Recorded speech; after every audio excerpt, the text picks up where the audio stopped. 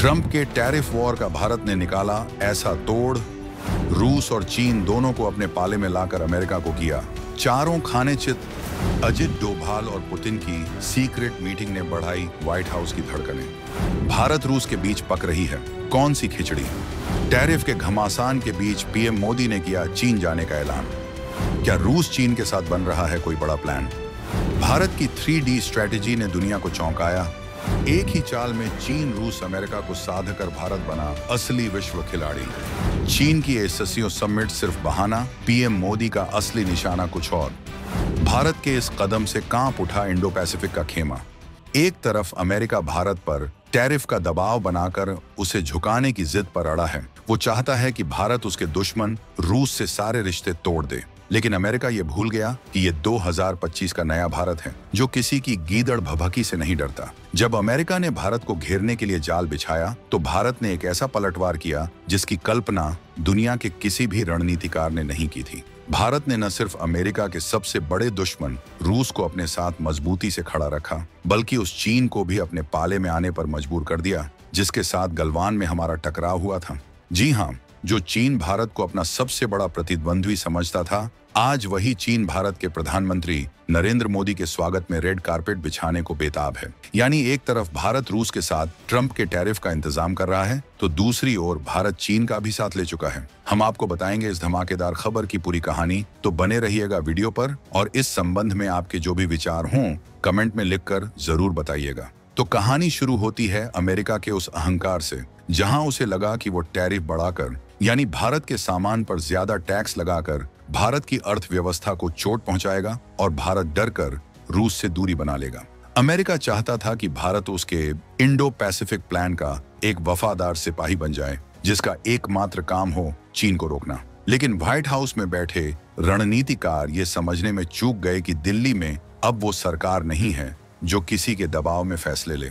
भारत ने अमेरिका के इस दाम को देखा, समझा और फिर चली एक ऐसी चाल जिसने पूरी बाजी ही पलट दी। भारत ने दुनिया को साफ साफ संदेश दिया, हम दोस्त सबके हैं लेकिन गुलाम किसी के नहीं।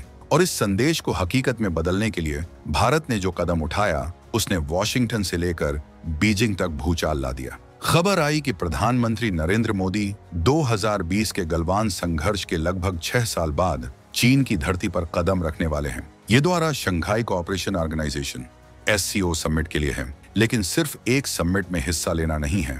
ये अमेरिका के मुंह पर एक कूटनीतिक तमाचा है। ये उस अमेरिका के लिए एक सीधा झटका है जो भारत को हमेशा अपनी जागीर समझता रहा और ये कोशिश करता रहा कि भारत और चीन कभी एक दूसरे के करीब ना आए। अब समझिए कि ये कितना बड़ा खेल है। SCO एक ऐसा संगठन है जिसकी कमान चीन और रूस के हाथों में है। ये संगठन बनाया ही गया था पश्चिमी देशों, खासकर अमेरिका के दबदबे को चुनौती देने के लिए।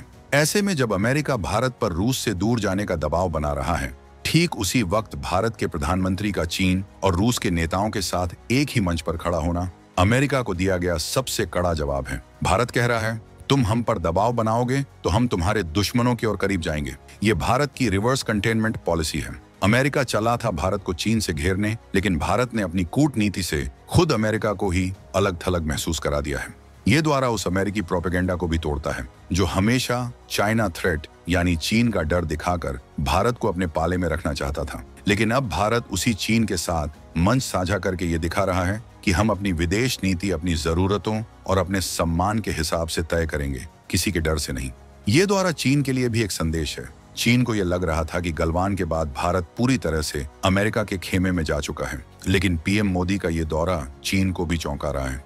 ये चीन को बता रहा है कि भारत बदला लेना भी जानता है और आगे बढ़ना भी। 3D स्ट्रेटेजी, भारत का वो ब्रह्मास्त्र जिसने दुनिया को हिला दिया। जब पीएम मोदी के चीन दौरे की खबरें सुर्खियां बन रही थीं, ठीक उसी वक्त एक और बड़ी घटना घट रही थी जिस पर दुनिया के बड़े बड़े जासूसों की नजरें थीं।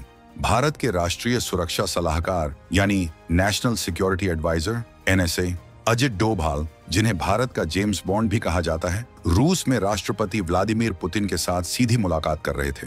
ये कोई छोटी मोटी मीटिंग नहीं थी। पुतिन दुनिया के उन गिने चुने नेताओं में से हैं जो हर किसी से सीधे नहीं मिलते। डोभाल का सीधे क्रेमलिन, रूसी राष्ट्रपति का ऑफिस में पुतिन से मिलना ये बताता है कि भारत और रूस के बीच रिश्ते कितने गहरे, कितने भरोसेमंद और कितने रणनीतिक हैं। ये अमेरिका की खुफिया एजेंसियों के लिए एक बुरे सपने जैसा है, क्योंकि उन्हें ये समझ ही नहीं आ रहा कि बंद दरवाजों के पीछे भारत और रूस क्या पका रहे हैं, और खेल यहीं खत्म नहीं होता। डोभाल की मीटिंग के कुछ ही दिनों बाद भारत के विदेश मंत्री एस जयशंकर भी मॉस्को के लिए रवाना होने वाले हैं। ये दिखाता है कि एक तरफ भारत चीन के साथ मंच साझा कर रहा है, तो दूसरी तरफ अपने सबसे पुराने और भरोसेमंद दोस्त रूस के साथ अपनी दोस्ती को और भी ज्यादा मजबूत कर रहा है। यही है भारत की नई 3D स्ट्रेटजी: डिप्लोमेसी, कूटनीति, डाइवर्जन, ध्यान भटकाना, और डोमिनेशन, प्रभुत्व। भारत एक ही समय में 3 दिशाओं में अपनी कूटनीति चला रहा है। पहली दिशा है अमेरिका, जिसके साथ हमारी रणनीतिक साझेदारी है।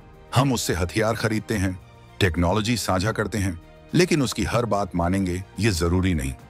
दूसरी दिशा है चीन, जिसके साथ हमारे सीमा विवाद हैं, लेकिन हम उसके साथ SCO जैसे मंच पर जाकर दुनिया को ये संदेश भी दे रहे हैं कि हम बातचीत के दरवाजे बंद नहीं करते और तुम्हारे गढ़ में आकर भी अपनी बात मनवा सकते हैं। और तीसरी और सबसे अहम दिशा है रूस, जो हमारा पारंपरिक और सदाबहार दोस्त है, जिसके साथ हम अपनी रणनीतिक गहराई को किसी भी कीमत पर कम नहीं होने देंगे। ये multi vector foreign policy America जैसे देशों के लिए एक फॉरेन पॉलिसी नाइटमेयर यानी विदेश नीति का एक डरावना सपना है। उन्हें समझ ही नहीं आ रहा कि भारत को किस खेमे में रखें। भारत अब स्ट्रेटेजिक एम्बिग्यूटी डॉक्ट्रिन यानी रणनीतिक अस्पष्टता के सिद्धांत पर चल रहा है। इसका सीधा मतलब है कि भारत अब किसी भी खेमे का हिस्सा बनकर अपनी पहचान नहीं खोएगा। हम सबके साथ रहेंगे, सबसे बात करेंगे, लेकिन फैसला वही लेंगे जो भारत के हित में होगा। हम एक फ्री एजेंट सुपर पावर यानी एक स्वतंत्र महाशक्ति बन रहे हैं,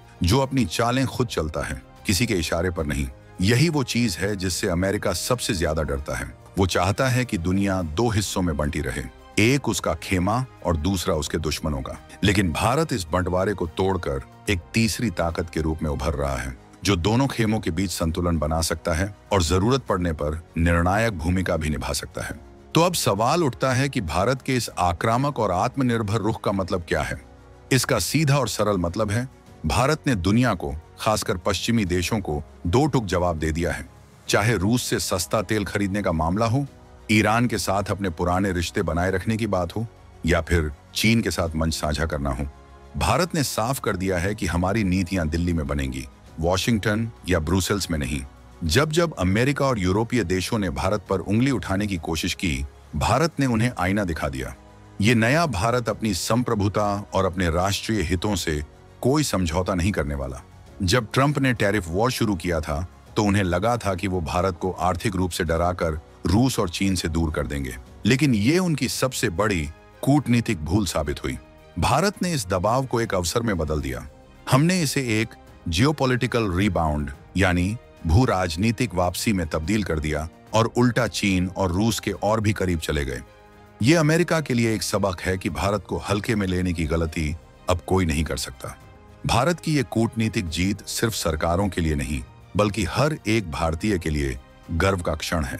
ये दिखाता है कि जब एक देश एकजुट होकर अपने राष्ट्रीय हितों के लिए खड़ा होता है, तो दुनिया की कोई भी ताकत उसे झुका नहीं सकती। आज भारत सिर्फ एक उभरती हुई अर्थव्यवस्था नहीं, बल्कि एक ऐसी विश्व शक्ति है जो दुनिया की दिशा तय करने का दम रखती है। तो आपको क्या लगता है, क्या प्रधानमंत्री मोदी का चीन द्वारा अमेरिका को दिया गया सबसे करारा जवाब है? क्या भारत की ये 3D स्ट्रेटजी उसे दुनिया का नया बॉस बना देगी? आपके विचार हमारे लिए बहुत महत्वपूर्ण हैं। नीचे कमेंट्स में लिखकर अपनी राय जरूर दें।